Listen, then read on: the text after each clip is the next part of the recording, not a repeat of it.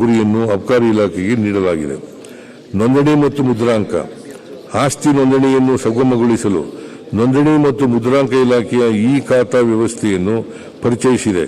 ಈ ಕ್ರಮವು ಆಸ್ತಿ ವಂಚನೆ ಮತ್ತು ತೆರಿಗೆ ತಪ್ಪಿಸಲು ಆಸ್ತಿಗಳ ಮೌಲ್ಯ ಕಡಿಮೆ ಮಾಡುವುದನ್ನು ನಿಯಂತ್ರಿಸಲಿದೆ. ಇದು ಮೌಲ್ಯಮಾಪನ ಮಾಡದ ಆಸ್ತಿಗಳನ್ನು ಮೌಲ್ಯಮಾಪನ ಜಾಲಕ್ಕೆ ತರುತ್ತದೆ. ದಾಖಲೆಗಳನ್ನು ನೋಂದಾಯಿಸುವಾಗ ವಂಚನೆ ಮತ್ತು ದುರುಪಯೋಗವನ್ನು ತಡೆಗಟ್ಟಲು ಸರ್ಕಾರವು ಪ್ರಸಕ್ತ ವರ್ಷದಿಂದ ನೋಂದಾಯಿಸಲಾಗದ ದಾಖಲೆಗಳಿಗೆ ಡಿಜಿಟಲ್ ಇ ಸ್ಟ್ಯಾಂಪಿಂಗ್ ಅನ್ನು ಜಾರಿಗೆ ತರಲಿದೆ. ಅನೇಕ ಸ್ಥಳಗಳಲ್ಲಿ ಒಂದು ಆಸ್ತಿಯಿಂದ ಇನ್ನೊಂದು ಆಸ್ತಿಯ ಮಾರ್ಗಸೂಚಿ ಮೌಲ್ಯದಲ್ಲಿನ ವ್ಯತ್ಯಾಸಗಳನ್ನು ಸರಿಪಡಿಸಲು GIS ತಂತ್ರಜ್ಞಾನವನ್ನು ಬಳಸಿಕೊಂಡು ಮಾರ್ಗಸೂಚಿ ಮೌಲ್ಯವನ್ನು ವೈಜ್ಞಾನಿಕವಾಗಿ ನಿರ್ಧರಿಸಲು ಕ್ರಮಗಳನ್ನು ತೆಗೆದುಕೊಳ್ಳಲಾಗುತ್ತದೆ. 24-25 ಪರಿಷ್ಕೃತ ಅಂದಾಜಿನಲ್ಲಿ ನೋಂದಣಿ ಮತ್ತು ಮುದ್ರಾಂಕ ಇಲಾಖೆಯಲ್ಲಿ ಒಟ್ಟು 24,000 ಕೋಟಿ ರೂಗಳ ರಾಜಸ್ವವನ್ನು ನಿರೀಕ್ಷಿಸಲಾಗಿದೆ. 25-26ನೇ ಸಾಲಿನ ನೋಂದಣಿ ಮತ್ತು ಇಲಾಖೆಗೆ 28,000 ಕೋಟಿ ರೂಗಳ ರಾಜಸ್ವ ನಿಗದಿಯಾಗಿದೆ. ಮೋಟಾರು ವಾಹನ 24-25ನೇ ಸಾಲಿನ ಪರಿಷ್ಕೃತ ಅಂದಾಜಿನಲ್ಲಿ ಮೋಟಾರು ವಾಹನ ತೆರಿಗೆಯಿಂದ ಒಟ್ಟು 12,500 ಕೋಟಿ ರೂಗಳ ರಾಜಸ್ವವನ್ನು ನಿರೀಕ್ಷಿಸಲಾಗಿದೆ. 25-26ನೇ ಸಾರಿಗೆ ಇಲಾಖೆಗೆ 15,000 ಕೋಟಿ ರೂಗಳ ರಾಜಸ್ವ ಗುರಿ ನೀಡಲಾಗಿದೆ.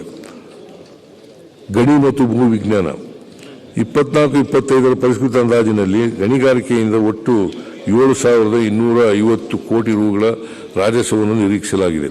ಪ್ರಸ್ತುತ ಗಣಿ ಮತ್ತು ಖನಿಜ ಅಭಿವೃದ್ಧಿ ನಿಯಂತ್ರಣ ಕಾಯ್ದೆಯ ನಿಬಂಧನೆಯ ಪ್ರಕಾರ ರಾಜಧನವನ್ನು ಮಾತ್ರ ವಿಧಿಸಲಾಗುತ್ತಿದೆ. ಆದರೆ ಸುಪ್ರೀಂ ಕೋರ್ಟಿನ ತೀರ್ಪಿನ ಹಿನ್ನೆಲೆಯಲ್ಲಿ ರಾಜ್ಯ ಸರ್ಕಾರವು ರಾಜಧನದ ಜೊತೆಗೆ ಪ್ರಮುಖ ಖನಿಜಗಳ ಮೇಲೆ ತೆರಿಗೆ ವಿಧಿಸಬಹುದಾಗಿದೆ. ಅಲ್ಲದೆ ವಿಧಾನಮಂಡಲದಲ್ಲಿ ಈ ಕುರಿತ ಮಸೂದೆಯನ್ನು ಅಂಗೀಕರಿಸಲಾಗಿದೆ. ಈ ಹಿನ್ನೆಲೆಯಲ್ಲಿ 25-26ನೇ ಸಾಲಿಗೆ ಖನಿಜಗಳ ಮೇಲೆ ವಿಧಿಸುವ ತೆರಿಗೆಯಿಂದ 3,000 ಕೋಟಿ ರೂಗಳ ತೆರಿಗೆ ರಾಜಸ್ವ ಸ್ವೀಕೃತಿಯನ್ನು ಅಂದಾಜಿಸಲಾಗಿದೆ. ಸಣ್ಣ ಖನಿಜಗಳನ್ನು ಸಾಗಿಸಲು ಮತ್ತು ಸರಕು ಮತ್ತು ಸೇವಾ ತೆರಿಗೆ ಪೋರ್ಟಲ್ ಮೂಲಕ ಸೂಚಿಸಲಾದ ಈ ವೇ ಬಿಲ್ ಅನ್ನು ಕಡ್ಡಾಯಗೊಳಿಸಲು ಕರ್ನಾಟಕ ಸಣ್ಣ ಖನಿಜ ನಿಯಮಗಳು 1994ಕ್ಕೆ ತಿದ್ದುಪಡಿ ತರಲಾಗುವುದು. ಈ ಕ್ರಮವು ರಾಯಲ್ಟಿ ಮತ್ತು GST ತಪ್ಪಿಸುವಿಕೆಯನ್ನು ತಡೆಯುವ ಗುರಿಯನ್ನು ಹೊಂದಿದ್ದು ಇದರಿಂದ ಹೆಚ್ಚುವರಿ ಆದಾಯ ಗಳಿಸುವ ನಿರೀಕ್ಷೆ ಇದೆ. 25-26ನೇ ಸಾಲಿಗೆ ರಾಜಧನ ಸಂಗ್ರಹದಿಂದ 9,000 ಕೋಟಿ ರೂಗಳ ತೆರಿಗೆಯೇತರ ರಾಜಸ್ವವನ್ನು ಅಂದಾಜಿಸಲಾಗಿದೆ. ಪರಿಷ್ಕೃತ ಅಂದಾಜು 2024-25 2024-25ನ ಪರಿಷ್ಕೃತ ಅಂದಾಜಿನಲ್ಲಿ ಒಟ್ಟು ಸ್ವೀಕೃತಿಗಳು 3,58,657 ಕೋಟಿ ರು ಎಂದು ಅಂದಾಜಿಸಲಾಗಿದೆ. ರಾಜಸ್ವ ಸ್ವೀಕೃತಿಗಳು 7,57,801 ರೂಗಳೆಂದು ಅಂದಾಜಿಸಲಾಗಿದ್ದು ಇದರಲ್ಲಿ ರಾಜ್ಯದ ಸ್ವಂತ ತೆರಿಗೆ ರಾಜಸ್ವವು 1,80,368 ಕೋಟಿ ರೂಗಳು, ತೆರಿಗೆಯೇತರ ರಾಜಸ್ವವು 14,500 ಕೋಟಿ ರೂಗಳು ಮತ್ತು ಕೇಂದ್ರದಿಂದ 62,933 ಕೋಟಿ ರೂಗಳು ರಾಜಸ್ವ ಸ್ವೀಕೃತಿ ಸೇರಿದೆ.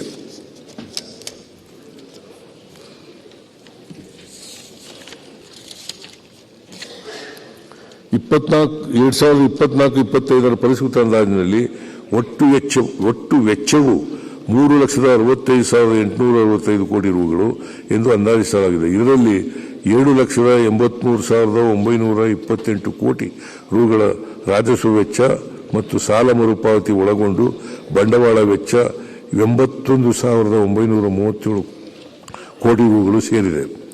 ಆಯವ್ಯಯ ಅಂದಾಜು 2025-26 ಸಾಲಿಗೆ 7,92,477 ಕೋಟಿ ರೂಗಳ ರಾಜಸ್ವ ಸ್ವೀಕೃತಿಯನ್ನು ಅಂದಾಜಿಸಲಾಗಿದೆ. ಇದರಲ್ಲಿ 2,08,100 ಕೋಟಿ ರೂಗಳು ಸ್ವಂತ ತೆರಿಗೆ ರಾಜಸ್ವ, 16,500 ಕೋಟಿ ರೂಗಳ ತೆರಿಗೆಯೇತರ ರಾಜಸ್ವ ಮತ್ತು ಕೇಂದ್ರ ಸರ್ಕಾರದ ಸ್ವೀಕೃತಿ 67,877 ಕೋಟಿ ರೂಗಳು ಸೇರಿವೆ. 25-26ನೇ ಸಾಲಿಗೆ ಒಟ್ಟು 1,16,000 ಕೋಟಿ ರೂಗಳ ಸಾಲ ಮತ್ತು 170 ಕೋಟಿ ರೂಗಳ ಋಣೇತರ ಬಂಡವಾಳ ಸ್ವೀಕೃತಿಯನ್ನು ಅಂದಾಜಿಸಲಾಗಿದೆ. ಈ ಎಲ್ಲ ಸ್ವೀಕೃತಿಗಳು ಸೇರಿ 25-26ನೇ ಸಾಲಿನಲ್ಲಿ ಒಟ್ಟು 4,08,647 ಕೋಟಿ ರೂಗಳ ಸ್ವೀಕೃತಿಯನ್ನು ಅಂದಾಜಿಸಲಾಗಿದೆ.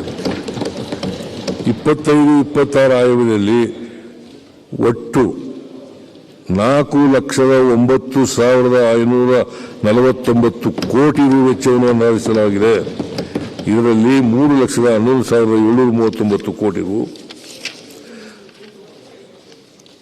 ರಾಜಸ್ವ ವೆಚ್ಚ, 71,336 ಕೋಟಿ ಬಂಡವಾಳ ವೆಚ್ಚ ಮತ್ತು 26,474 ಕೋಟಿ ರುಗಳು ಸಾಲ ಮರುಪಾವತಿ ಒಳಗೊಂಡಿದೆ.